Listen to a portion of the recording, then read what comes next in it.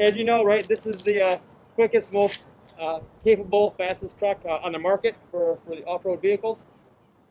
We have our 6.2 liter supercharged V8 that develops 702 horsepower, 650 foot-pounds of torque, tied to the 8-speed transmission. It's full-time four-wheel drive. As you can see with this unique Ram flow-through grill, we've got 50% of the air intake comes through here, cooling the engine.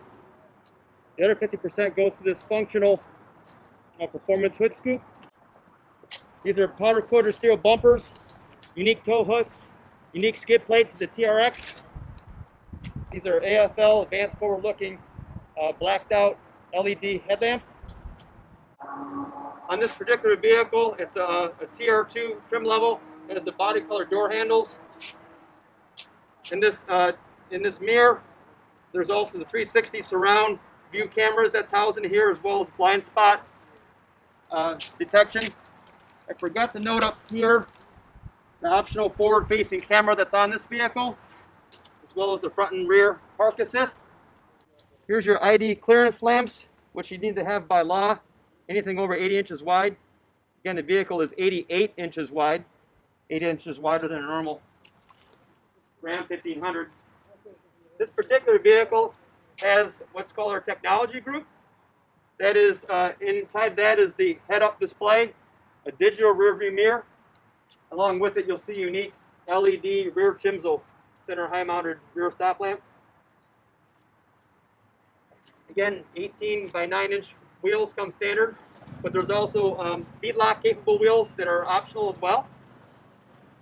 On the back, you see a Ram TRX see-through badging, black 5-inch exhaust tips that are routed as dual exhaust all the way back to those tips, with the X-pipe crossover in the middle.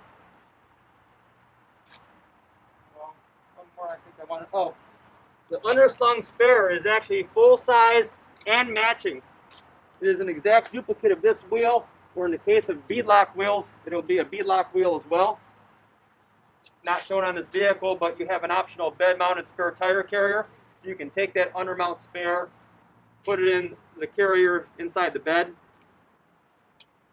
That's up to a 37-inch tire on that spare tire carrier as well. This interior has 3 levels. Base TR is based off the Rebel model. It's performance vinyl and cloth interior. Thanks, Jeff. So after the base level interior, you move to what's called TR1. TR1 is based off the limited model, as well as TR2. TR1 brings black leather, heated front seats, heated steering wheel, some other creature comforts like rain sense wipers, power driver's seat, 8-way power, 4-way lumbar, a couple other few convenience features as well. And then TR2 brings you into even more content and more options, where you get into the ability to have like the red interior accent package that's in this vehicle. You see the red stitching, the red racing stripes, the red speaker scrim on the tweeter. You can see red here. The Harman Kardon system is optional to this vehicle. That's on this.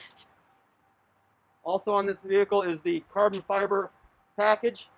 It has 12 unique carbon fiber accents across the interior of the vehicle.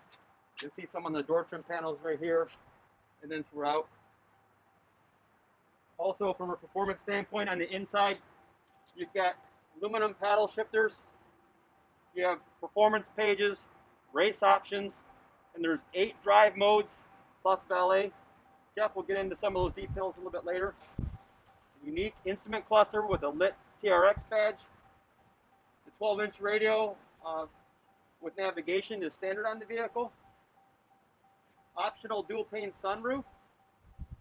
And for performance-inspired driving, you've got a center console mounted shifter versus the normal rotary dial that you would have on a normal Ram 1500. There's a cover cup holder. In this case, it's carbon fiber covered. Then you've got the unique switch bank up in the, you'll see where the rotary dial usually is. You'll see your accessibility to drive modes and performance pages, launch assist. The belly of the beast, really the whole structure of this is the foundation, is the frame. We start with a Ram 1500 frame. We change about 74% of that. We carry over things like the main rails and the cross members. However, things like the suspension pickup points, cradles, the suspension cross members, even the suspension points we change. We upgrade materials, we make them thicker, and really it's all about managing all of the stresses and the performance of this vehicle. We're talking improved handling, improved durability, right? As we put together this no compromise off-road speed racer. Other point to make is obviously this vehicle has a slightly longer wheelbase than the Ram 1500. It's all in the front of the vehicle. We pulled the suspension and the tires forward. With that 13-inch wheel travel and the steering angles we have to manage, we needed to pull the tire ahead of the body work there. So when you see the numbers, there's some explanation to that. Travel is king from an off-road performance standpoint. Jim said earlier, we've got 13 inches front, 14 inches rear. The vehicle is 2.5 inches taller, and it's got a 6-inch wider track. We control all of that with the built-in adaptive dampers. These are, they control both compression and rebound side. They are fully variable. They change based on modes. I'll cover that a little bit later. It's a 60mm piston and a 2.5 shock body size. They have massive control forces. They can adjust every 20 milliseconds from 22 pounds up to 1 ton at each corner. How do we manage that? We've got a controller that's looking at 4 wheel position sensors, so we know exactly where the tire is in travel. And we also have 3 accelerometers on the body. We're basically monitoring the platform to understand how it's accelerating, how it's moving, and then we know as it's moving where the tires are relative to that motion. What does it all really mean? If you're bombing across the desert at high speed and you come up to some event that may have you leave terra firma, we know that the tires have all gone into full rebound. We firm up the suspension so your landing is absorbed. Versus if you're driving around on the street, right? We know you're in sort of relatively standard wheel travels, so we can run a lot softer. So again, it's all about the no compromise aspect of giving you the best on the street and also off-road. The tires that Jim touched on, these are Goodyear Wrangler Territory. They are developed specifically for this vehicle. Between the tires and the shocks, we've got control arms, front forged aluminum control arms, 3 inches wider per side. Again, all about managing that suspension geometry through the extra travel. At the back, we've got lengthened stamped steel control arms. And also really our crowning achievement, which is the rear spring. It's funny that someone would talk about rear springs, but you know, this is a 5-link rear suspension design carried over really from the DT. From a geometry standpoint, though, everything got longer to handle that longer travel. In order to package, though, with the standard box dimensions and against this massive tire, really constrained the spring envelope. So this spring is it's a 23.6 inch tall spring. It's the largest in the non-commercial vehicle market, and it's all about getting that 14 inches of rear travel, but also maintaining the soft rate that allows us the plushness as you, again, go at speed across obstacles. We talked about the exhaust, really a difficult exhaust challenge. Again, it's a very refined vehicle, and compared to our other SRTs, the exhaust pipes are another 6 feet behind where we normally would exit. So to get that throaty rumble on the outside of the vehicle was relatively easy. But to really get that to play through to the interior for that authentic V8 note, we went through tons of iterations, months and months of tuning. We ended up with, again, a dedicated path for each side. There is an X pipe, and also we have resonator-free rear pipes. So instead of having a resonator in back of the vehicle, it's actually a mesh woven material. It's not flow-through, but we can place those mesh panels essentially where the standing waves are in the exhaust. So it allows the exhaust wall to breathe and attenuates that standing wave. So what you'd feel, or hear, I should say, when you're driving down the road is really an absence of drone. It gets the weight out, and it also actually allows for more packaging of that rear suspension. We're not dealing with a large canister back there. Drive modes. So we control all of this with our drive modes. 8 dynamic plus valet. Valet is controlled with a 4-digit key code you put in. Obviously limits power, limits RPM. Turns off the paddles, no launch control active, things like that. But then the main drive modes are auto. It is our all-around best compromise. We also have a sport setting, firms up the suspension, quickens the shifts, stiffens the steering. We've got a snow mode. I call it, very carefully, I call it full nanny mode, right? This is the mode if you've got your teenager and this kind of snows you see in this area, right? Teenager has to get to the store to get a gallon of milk, you toss them the keys, vehicle in snow mode, good to go. You need tow mode. Again, it's mostly about suspension and transmission logic to make the vehicle perform optimally there. Mud, sand, we lock the transfer case in more of a 50-50 state to give you the best mix of traction. We have a custom mode where you can sort of choose your favorites, firm steering or firm suspension, but maintaining the other modes. And then also we have Baja. Baja really is where this truck shines, right? It locks the transmission in to keep the engine spinning at the optimal RPM. It really frees up that suspension. So we look at, but obviously we call it pre-staging, but you want to be able to, as you approach a jump, get on the throttle, it'll pick the nose up and the vehicle goes up the jump much smoother, plus landing. Baja mode really just frees up the suspension and it drives that really, really firm damping to the ends of the travel, which again, we're monitoring because you know exactly where the tires are in travel. Now we'll kind of switch over to the powertrain. Again, 6.2 liter supercharged Hemi V8, 702 horsepower. That is attached to a TorqueFlite 8-speed transmission, which is what you'd find in the Jeep Trackhawk. We have a unique transfer case, more clutch plates, higher capacity. And again, in those different drive modes, we use that transfer case to proportion the torque uniquely.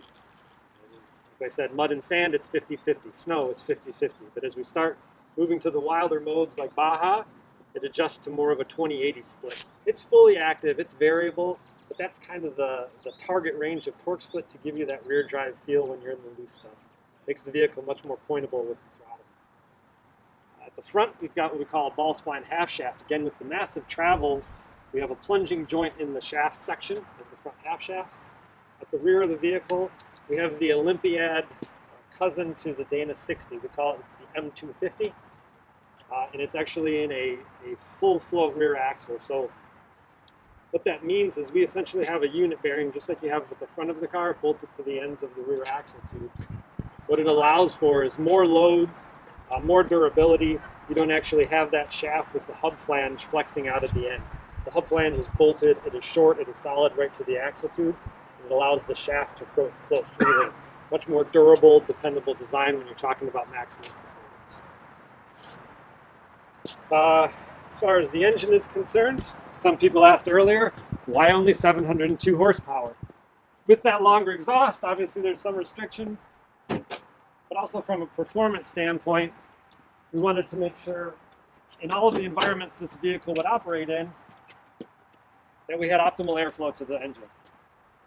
So as Jim discussed earlier, we take about 50% of the airflow through the grill and 50% through the ram airflow system through the hood. What it means is you basically have an inlet path here, and if you could peek down or put your phones in selfie mode, you could slide in here, you'll see there's another intake path just ahead of the radiator. We pull the air in from both directions, send it through some turning vanes to drop out any foreign debris, and then we pull it up and into the engine through two 12x8 air filter elements. This system combines to basically allow us to filter 4 times the debris of any of our nearest competitors. Where does this come in handy? You're out, you're following your buddy, nose to tail through the desert, right? One truck is churning up all kinds of sand, dirt, debris. The performance of the vehicle is not affected. Let's pull this off to kind of show everything off.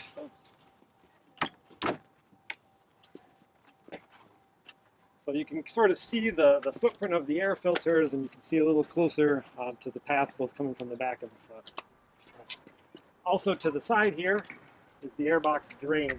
We call it the duck bill. But essentially, if you're in, when you pull the cover off to service your filters, there is a natural drain point for all of the debris, the slurry, the dust, the water. You can actually get in there, and you can clean it out real easy. So from a serviceability standpoint for the customer, you have both the performance and the do-it-yourself, you can get in and clean no problem. Thanks.